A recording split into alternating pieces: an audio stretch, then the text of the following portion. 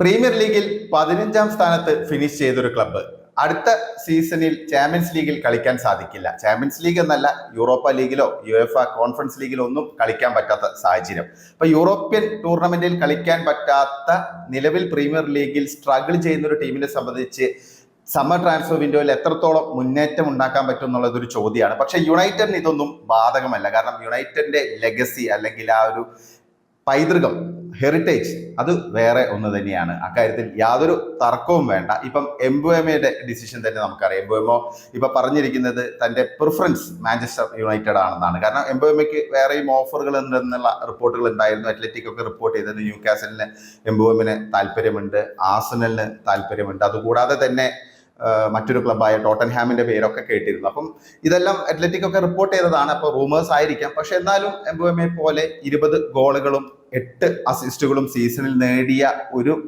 വിങ്ങറിന് എന്തായാലും ഡിമാൻഡ് ഉണ്ടാവും. അക്കാര്യത്തിൽ യാതൊരു സംശയവും വേണ്ട. അപ്പൊ അങ്ങനെയുള്ള ഒരു താരം പക്ഷെ യുണൈറ്റഡിനെയാണ് പ്രിഫർ ചെയ്തിരിക്കുന്നത്. അത് തന്നെയാണ് മാഞ്ചസ്റ്റർ യുണൈറ്റഡിന്റെ ആ ഒരു ലെഗസി എന്ന് പറയുന്നത്. കാരണം പല ക്ലബ്ബുകൾക്കും അതൊരു എന്താ പറയുക, എത്തിപ്പിടിക്കാൻ പറ്റാത്തൊരു ലെഗസി തന്നെയാണ്. അതൊരു വസ്തുതയാണ്. അത് നമുക്ക് അംഗീകരിച്ചേ പറ്റൂ.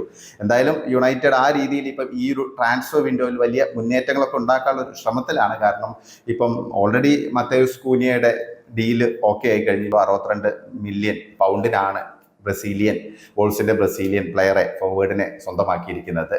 മത്തേയൂസ് കൂനിയ ആണെങ്കിൽ 15 ഗോളുകളും 6 അസിസ്റ്റുകളുമാണ് കഴിഞ്ഞ സീസണിൽ വോൾസിന് വേണ്ടി നേടിയത്. അപ്പം എംബുയമയുടെ 20 ഗോളുകളും 8 അസിസ്റ്റുകളും മത്തേയൂസ് കൂനിയയുടെ 15 ഗോളുകളും 6 അസിസ്റ്റുകളും, ഇത് രണ്ടും കൂടെ ചേരുമ്പോൾ ഏതാണ്ട് 49 ഗോൾ കോൺട്രിബ്യൂഷൻ. ഏതാണ്ടല്ല, 49 goal contribution. അപ്പൊ ഈ ഒരു ഗോൾ കോൺട്രിബ്യൂഷൻ എന്ന് പറയുന്നത് യുണൈറ്റഡിന്റെ ഫോർവേഡുകളായുള്ള താരങ്ങളെല്ലാം ഈ സീസണിൽ എല്ലാവരും കൂടെ ചേർന്നിട്ട് ഇത്രയും വലിയൊരു ഗോൾ കോൺട്രിബ്യൂഷൻ അവർക്ക് നേടാൻ സാധിച്ചില്ല. 30 മിഡിൽ എന്തോ ആണ് വരുന്നത്. റാഷ്ഫോർഡ് ആണെങ്കിലും ഗർണാച്ചോ, പിന്നെ അഹമ്മദ്, ഹോയ്ലൻഡ്, സിക്സി, ഇവരെല്ലാവരും കൂടെ ചേർന്നിട്ട് പോലും ഈ ഒരു ടാലിയിൽ എത്താൻ സാധിച്ചില്ല. അപ്പം നല്ല രീതിയിൽ പെർഫോം ചെയ്യുന്ന പ്രീമിയർ ലീഗ് എക്സ്പീരിയൻസ് ഉള്ള 2 പ്ലെയേഴ്സ് ആണ് ഇപ്പം യുണൈറ്റഡിലേക്ക് വരാൻ പോകുന്നത്. അതിൽ കൂനിയയുടെ കാര്യം കൺഫേംഡ് ആണ്. പിന്നെ മിക്കവാറും എംബുയമയും യുണൈറ്റഡിൽ എത്താനുള്ള ഒരു സാധ്യത തന്നെയാണ് കാണുന്നത്. അപ്പൊ യുണൈറ്റഡ് എന്തായാലും വളരെ ആക്റ്റീവായിട്ട് തന്നെ ഈ ഒരു ട്രാൻസ്ഫർ വിൻഡോയിൽ കാര്യങ്ങൾ ഡീൽ ചെയ്യുന്നുണ്ട്. ഇപ്പം ഇനി വേണ്ടത് സ്ട്രൈക്കർ എന്ന് പറയുന്ന നമ്പർ 9 എന്നുള്ള നിർണായകമായുള്ള പൊസിഷനാണ്. അപ്പൊ ആ പൊസിഷനിലേക്ക് ആര് വരും എന്നുള്ളത് ഒരുപാട് റൂമറുകൾ ഇങ്ങനെ വരുന്നുണ്ട്. ഇപ്പൊ എന്തായാലും ഓഫ്കോഴ്സ് ഗ്യോക്കറസിന്റെയും ഒസിമിന്റെയും പേരുകൾ വളരെ സജീവമായി തന്നെ നിലനിൽക്കുന്നുണ്ട്. ഒസിമന്റെ ഏജന്റുമായിട്ട് നാപ്പോളിയിൽ പോയിട്ട് യുണൈറ്റഡിന്റെ റിക്രൂട്ട്മെന്റ് ടീം പോയി സംസാരിച്ചു എന്നുള്ള റൂമറുകളൊക്കെ വന്നിട്ടുണ്ട്. ഇതൊക്കെ എത്രത്തോളം വിശ്വാസയോഗ്യമാണെന്നുള്ള കാര്യം അറിയില്ല.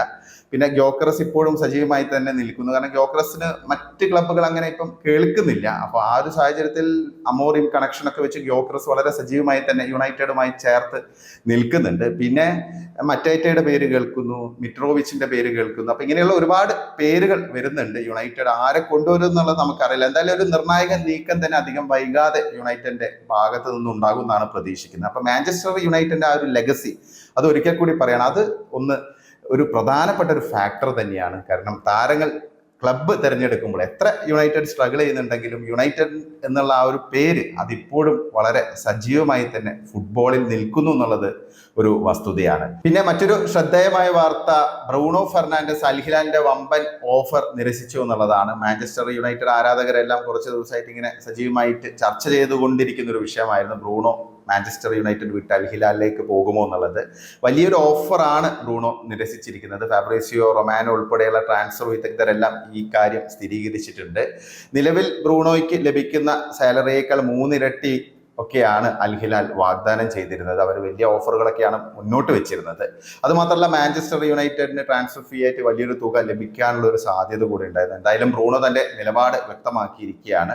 യൂറോപ്പിലെ ടോപ്പ് ലെവലിൽ തന്നെ കളി തുടരാനാണ് ബ്രൂണോ ആഗ്രഹിക്കുന്നത്. അപ്പൊ ഇനിയിപ്പം ഈ ഒരു സാഹചര്യത്തിൽ അദ്ദേഹം മാഞ്ചസ്റ്റർ യുണൈറ്റഡിൽ തന്നെ തുടരാനുള്ള ഒരു സാധ്യതയാണ് കാണുന്നത്. പിന്നെ റൂബൻ അമോറിമിനും ബ്രൂണോ ഫെർണാണ്ടസിന്റെ സാന്നിധ്യം അടുത്ത സീസണിൽ ഗുണം ചെയ്യുമെന്നുള്ള ഒരു വിലയിരുത്തലാണ് പൊതുവേ ഉള്ളത്. കാരണം ഒരു ട്രാൻസിഷണൽ ഫേസിലേക്കാണ് മാഞ്ചസ്റ്റർ യുണൈറ്റഡ് പോയിക്കൊണ്ടിരിക്കുന്നത്. അപ്പോൾ ഒരു മെന്റർ എന്നുള്ള രീതിയിൽ, അവരുടെ നിലവിലെ ക്യാപ്റ്റൻ എന്നുള്ള രീതിയിൽ, ഇത്രയും കാലം വളരെ ലോയലായിട്ട് എക്സ്പീരിയൻസ്ഡ് ആയിട്ട് കളിച്ച ഒരു പ്ലെയർ എന്നുള്ള രീതിയിൽ ബ്രൂണോയുടെ ഒരു സാന്നിധ്യം യുണൈറ്റഡിന് അത്യാവശ്യമായിരിക്കുമെന്നുള്ള ഒരു നിഗമനം വളരെ സജീവമായിട്ടുണ്ട്.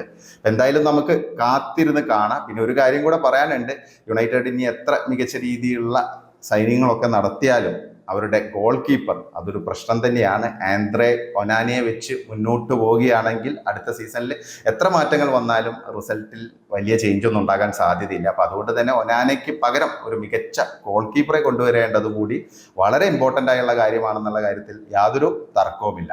നിങ്ങൾക്ക് എന്താണ് തോന്നുന്നത്? ഇപ്പോൾ യുണൈറ്റഡിന്റെ ഈ ഒരു ട്രാൻസ്ഫർ വിൻഡോയിലെ നീക്കങ്ങളെ കുറിച്ചുള്ള നിങ്ങളുടെ വിലയേറിയ അഭിപ്രായങ്ങൾ കമൻ്റായി രേഖപ്പെടുത്തണേ.